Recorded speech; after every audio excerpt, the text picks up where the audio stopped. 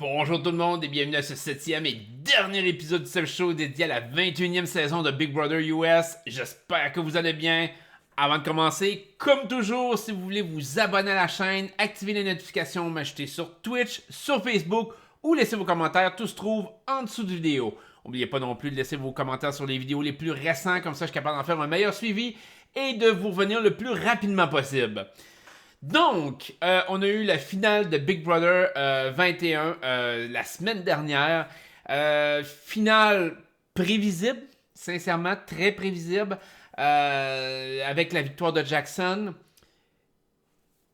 Je vous le disais que malgré tout, il méritait de gagner, mais on va décortiquer un petit peu cette victoire-là. Premièrement, je pense que cette victoire-là est apparue à partir du moment que Cliff et Nicole ont fait le choix de garder Holly dans le jeu au lieu de Tommy. Je pense que le moment, le pivot de cette saison-ci, l'ensemble de tout ce qui pouvait arriver dans cette saison-ci est survenu à ce moment crucial-là que malheureusement, Cliff et Nicole ont fait un choix de marde. Malheureusement, c'est plus Cliff. Donc Cliff, il faut que j'y donne le Razzie par rapport à sa performance à ce niveau-là. J'adorais Cliff, mais il a fait une erreur stratégique monumentale. Il l'a fait dans le fond pour se permettre de survivre advenant que Nicole et lui se retrouvent sur le bloc, se retrouvent nominés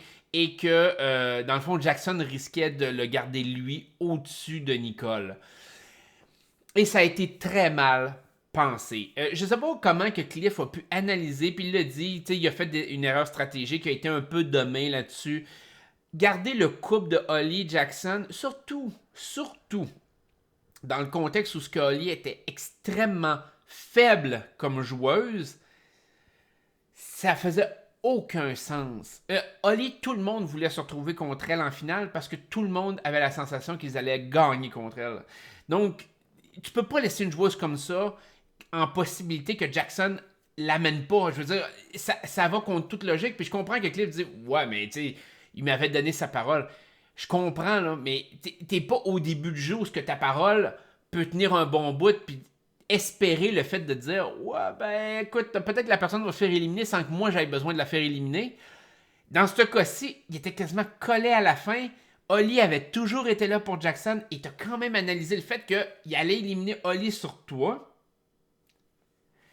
Mauvais move de Cliff d'avoir convaincu Nicole là-dessus puis d'avoir été sur l'élimination de Tommy. Je dis pas que l'élimination de Tommy, que si Tommy était resté, la situation aurait été meilleure pour Cliff et Nicole, mais à mon sens, il y avait beaucoup plus de chances qu'elle soit meilleure. En ce sens que, puis c'est un peu un concept de, c'est bien beau de vouloir éliminer les joueurs toujours plus forts que soi, mais à un moment donné, tu deviens le joueur le plus fort.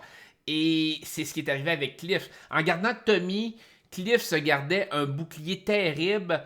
Puis je comprends que peut-être que Cliff avait peur dans la situation par rapport à Tommy, mais sauf que je voyais pas d'où sa peur pouvait provenir. Parce que logiquement, avec Tommy qui restait dans la maison, Jackson ne pouvait pas gagner le HOH. C'était impossible. Donc à ce moment-là, vous tombez dans une situation où soit Nicole, Cliff ou Tommy devient HOH. Jackson peut gagner le Power of Veto, mais s'il gagne le Power of Veto, il va éliminer Tommy. Et si Tommy gagne le Power of Veto, il va éliminer Jackson. Et si tu gagnes le Power of Veto, que ce soit Nicole ou Cliff, il élimine qui qu'ils veulent. Fait que c'est assez simple comme schéma, là. C'est assez simple de décortiquer ça. Puis on dirait que Cliff a comme pas fait on pourrait dire le calcul mathématique en arrière de dire oui, peut-être que Tommy peut gagner à la fin, absolument. C'était un risque à prendre, mais c'est mieux de te risquer que Tommy puisse gagner à la fin que de juste pas te rendre à la fin. Et avec Tommy et Jackson, ben, tu t'assures au moins qu'un d'entre Cliff et Nicole se rendent en finale. Parce que c'est certain que Jackson et Tommy, dans la situation où ce qui était, puis qu'il y avait un clash entre les deux, l'un et l'autre ne se seraient pas gardés. Surtout avec les mensonges que Jackson racontait par rapport à Tommy. Je pense que moralement, Tommy l'aurait éliminé de toute façon. Et Jackson, voyant Tommy une grosse menace, fait que Jackson l'aurait éliminé Tommy aussi. Fait que peu importe la situation, tu as au minimum un des deux entre Cliff et Nicole qui sera à la fin. Risque-toi.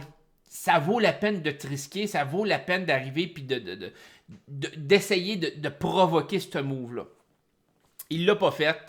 Et après ça, c'était quasiment impensable pour Cliff et Nicole de battre Jackson. Ça devenait incroyablement difficile. Puis même s'ils avaient réussi à battre Jackson et à sortir Jackson, je pense que même Oli à ce moment-là aurait pu quand même faire le speech. De faire comme on les a convaincus de nous garder. Et c'est un speech qui aurait pu être défendable. Je pense que Oli aurait perdu pareil, mais je ne sais pas à quel point Jackson aurait poussé rendu dans le jury pour que le jury vote pour Oli. C'est ça que je me demande. On le saura jamais. Jackson a fait quand même une très bonne game. Sauf que, et c'est pour ça que sa victoire est comme un peu fade, est comme un peu plate, c'est que Jackson n'était pas un bon gagnant. Il a très bien joué la game, mais il n'était pas un bon individu dans le jeu. Il a fait du bullying beaucoup envers Tommy, entre autres. Puis je comprends que ça peut faire partie du jeu. Mais d'arriver au stade où ce que tu fais brailler le gars, parce que tu essayes de stratégiquement diminuer le fait qu'il a été très méchant envers Oli, envers la femme qui est censée aimer, qui a été vraiment cruel envers elle, puis l'a envoyé chier. Le fait, les remarques racistes qu'il avait faites au début du jeu avec Jack. Tous ces éléments-là font en sorte que ça ternit la victoire de Jackson. Et c'est pour ça que Jackson n'est pas si content que ça de sa victoire. Parce que, tu sais, il y a beaucoup de gens qui me disent ah, mais il a quand même gagné 500 000 $, tu sais. Oui et non. Il faut que vous compreniez que quand vous gagnez sur, j'allais dire Survivor, mais Big Brother, c'est 500 000, oui, mais c'est imposable à 50%. Donc, votre revenu va baisser à 250 000 US. On s'entend qu'à 250 000 US, c'est pas tant d'argent que ça. C'est de l'argent. Mais ça vous permet pas de bien vivre toute votre vie. Là. Ça vous permet pas de bien vivre pendant les 5-6 prochaines années. Puis il faut comme, ouais, pas de problème. C'est quand même un montant qui est raisonnable, intéressant, le fun, mais pas non plus qui te permet de genre tout faire dans la vie. Là. Et donc, de sortir de là avec une mauvaise réputation, avec une mauvaise image, peut te nuire beaucoup plus que ce que tu as gagné. Et c'est pour ça que Jackson, il a eu ses confettis, il voulait avoir les confettis, mais il n'a pas eu la victoire qu'il voulait. Et c'est triste à voir d'une certaine façon de voir un joueur qui a été aussi compétitif que ça, mais qui a eu une personnalité tellement à chier, puis que malheureusement pour lui, peu importe contre qui il se retrouvait, à part Oli, il perdait. Parce que sa personnalité était trop à chier. Et ça fait en sorte que je le comprends d'être aussi amer de sa victoire. C'est une victoire qui est comme le fun, mais en même temps, elle est décevante. J'aurais pas aimé me retrouver dans une situation comme Jackson, d'arriver puis de regarder ma victoire puis de faire comme, OK, on se souviendra pas de moi comme étant le joueur ayant autant dominé le jeu. On va se souvenir de moi comme le mange-marde de la saison. Puis le mange-marde, pas assumé comme Dr. Will ou comme Dan. Le mange-marde, genre, que je pensais pas être. Là, la question, c'est de savoir, est-ce que Jackson reviendrait pour un All-Star? J'ai l'impression que non. Lui, il va mettre une croix sur Big Brother, il va essayer de se faire oublier. J'ai l'impression. Par contre, Jackson aurait sa place dans un All-Star de Big Brother. Je pense que les joueurs cette saison-ci qui méritent leur place, il y a Jackson Nicole. Nicole mérite vraiment sa place. Même si c'était pas la joueuse que je considérais la plus intéressante durant tout le jeu. Au final, je considère que son histoire est incroyable, pareil à Nicole au final. Même si j'ai pas parlé beaucoup d'elle, quand je regarde le big picture, donc toute l'image de la saison, Nicole a très bien fait. Elle a été très proche de gagner le 500 000. Puis elle a gagné le vote du public, c'est déjà beaucoup. Même si c'est pas beaucoup d'argent, c'est beaucoup sur le côté moral, la chose. Cliff s'est trop planté à mes yeux pour revenir dans All-Star. Je trouve que advenant qu'il y ait un Big Brother All-Star, je pense que ils vont ramener Donny. Cliff aurait pu être un choix de premier ordre parce qu'ils vont ramener juste un joueur plus âgé. Et de ce côté-là, malheureusement, Cliff a manqué sa chance. Il s'est planté avec le vote de Holly. Cliff, je pense que c'était la dernière fois qu'on le voyait dans Big Brother. Malheureusement, même de toute façon, un All-Star, c'est très rare dans Big Brother. Mais là, ça va être encore plus rare pour lui. Je pense pas que ça arrive. Fait que Nicole Jackson, côté compétitif, il pourrait revenir. S'il veut, je pense qu'il a sa place. Je pense pas qu'il veuille. Sinon, on tombe à Tommy. Je pense que Tommy, c'est le joueur qui pourrait revenir sinon. Peut-être Christy, mais ça va jouer là-dedans. Je pense que Christy ne reviendra pas. Tommy pourrait revenir. Il y aurait la légitimité de revenir. Mais je pense que de cette saison-ci, la saison a tellement été vue comme plate, négative. Les gens n'ont pas embarqué dans cette saison-là. Je pense que la seule joueuse que la production voudrait vraiment revoir de cette saison-là, ça serait Nicole. Parce que c'est quasiment le seul aspect positif de la saison. Avec ce qu'il y a eu avec les Grateful. Toute l'alliance des Grateful a tellement été détestée par le public. Je pense que la production advenant un All-Star, parce que la discussion du All-Star est revenue encore cette année, mais à chaque année, on parle du All-Star, c'est-à-dire, il va en avoir un. Là, la grande discussion, c'est qu'il y a des gens qui disent que peut-être cet hiver, il pourrait en avoir un au lieu du Celebrity Big Brother. J'ai de la misère à le concevoir. Faire un All-Star avec des légendes du jeu, puis faire ça juste sur 3-4 semaines, je trouve que ça serait dégueulasse. Moi, personnellement, j'aimerais pas ça. Je veux avoir une saison complète d'All-Star comme on a eu à la saison 7, avec des joueurs comme Will, avec des joueurs comme Dan. Will, je pense pas qu'il reviendrait. Je pense que Dan reviendrait, Derek reviendrait. Et là, évidemment, on aurait probablement Paul, on aurait probablement Tyson. Tyler, pas Tyson, Tyler. Je confondais avec Survivor. Fait que, mais je ne sais pas à quel point que on va voir ça arriver. J'ai un doute. Il n'y a pas beaucoup de monde qui veulent revenir pour un All-Star. Ils ont été chanceux la première fois. Dans la saison 7 de Big Brother, il ne faut pas oublier que la grosse raison pourquoi ils ont fait la saison 7, c'est que la saison 6 avait été extraordinaire et que les Sovereign Six avaient tous été éliminés. Fait que ça donnait de la légitimité d'en ramener. Ils en ont ramené 4 sur 6. Je veux dire, c'est quand même impressionnant. Je veux dire, ils ont ramené les 4 des Sovereign Six dans la saison du All-Star. Puis ils ont été capables d'avoir Will puis Daniel. Ça a été ça qui a fait en sorte qu'ils ont fait un All-Star. Les astres étaient alignés pour eux autres pour faire un All-Star. Puis ils ont été très chanceux que toutes les grosses légendes du jeu restent dans le jeu longtemps. Will puis Janelle principalement. Fait que, tandis que là, à l'heure actuelle, je suis pas sûr qu'ils pourraient faire un casting aussi hot qu'ils ont fait lors de Big Brother 7. J'ai l'impression qu'il y a beaucoup de joueurs qui reviendraient pas.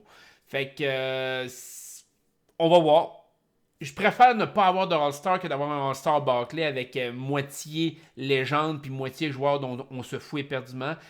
Le pire, c'est que dans le All-Star de Big Brother 7, les deux qui avaient moins d'affaires dans l'histoire, c'était Mike Boogie et Erika. Et c'est les deux qui se sont rendus à la fin. Ça a été un peu comme Survivor All-Star de la saison 8. Les deux qui avaient le moins d'affaires dans le All-Star, c'était Rob et Amber.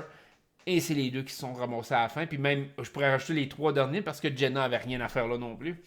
Fait que faire un All-Star, c'est toujours risqué. Puis les productions maintenant, pour faire un All-Star, ils essaient d'avoir vraiment les meilleurs joueurs. Sincèrement, ils préfèrent faire des saisons de mixer avec très bons joueurs, avec des newbies ou des choses comme ça, que de faire un All-Star où il y a 2-3 spots qu'il faut qu'ils donnent à des joueurs de seconde zone parce qu'il n'y a pas assez d'All-Star. Puis je pense que c'est ça le problème avec Big Brother. Fait que est-ce qu'on va avoir un Big Brother All-Star à l'hiver? J'ai l'impression que non, mais je peux me tromper. Et si je me trompe, je vais trouver ça décevant si la formule est de 3-4 semaines comme le Celebrity Big Brother. Parce qu'à mon sens, ça ne nous donne pas assez de temps pour apprécier le jeu. Et les All-Stars vont mal jouer, en mon sens, vont jouer d'une façon très différente. Et ça sera peut-être pas spectaculaire pour nous autres. Fait que saison 21, saison décevante. Je vous dirais que la première moitié de la saison, c'était dégueulasse à quel point c'était mauvais.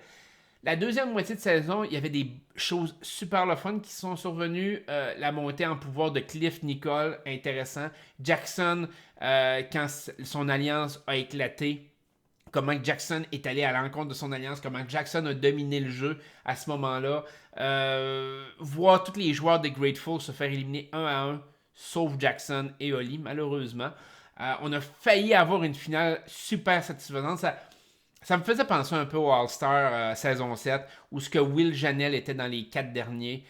Puis tout le monde espérait une finale Will contre Janelle. Sincèrement, Will contre Janelle, ça aurait été tellement épique. Je pense qu'il n'y aurait pas eu de mots à décrire ça. Ça serait, en mon sens, ça serait pas arrivé, mais ça aurait été tellement épique que ça arrive. Malheureusement, Will et Janelle ont été éliminés 4e, 3e. C'est exactement le même principe ici. Cliff Nicole ont été éliminés 4e et 3e. Et on s'est retrouvé avec deux que Jackson a été super dominant, mais Oli, on s'en foutait éperdument qu'elle soit là. Fait que c'est une saison qui est comme un peu en dents de scie.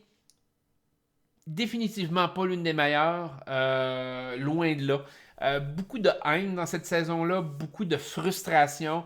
C'est une saison que j'ai pas pris du plaisir à écouter. Peut-être un peu plus vers la fin quand je voyais que, peut-être que Cliff Nicole peuvent se faufiler en finale. Tu sais que là, la chance pouvait tourner de bord puis en voir un de ces deux-là gagner. Là, j'étais comme, là, ça devient intéressant. Mais trop de joueurs dont on se foutait un peu, Annalise, Jessica, Holly, toutes des joueuses, c'est comme, le pire c'est que j'ai juste nommé côté filles, mais je pense qu'il y a eu plein de gars aussi, au début, Nick c'était comme, que c'est t'as à faire là, tu sais. Fait que Ovi, super bon gars, mais tu sais qu'on a comme pas eu la chance de connaître. C'est comme... C'est une saison qui m'a déçu beaucoup, la saison 21. J'espère que la saison 22 va être meilleure, qu'on va avoir un meilleur show à la saison 22, que ce soit un All-Star ou non. J'espère que ça va être une saison qui va être beaucoup plus marquante pour nous autres, puis qu'on va être capable de commenter et d'avoir du fun ensemble à toutes les semaines. Fait que pour la saison 21, je clôt cette saison-ci. J'espère que les vidéos vous ont plu cette saison, mon analyse de ce qui se passait. Et on va se revoir pour les prochaines vidéos sur Survivor et évidemment Occupation Double. Une excellente journée à vous autres. Prenez soin de vous autres et on se dit à la prochaine. Bye bye.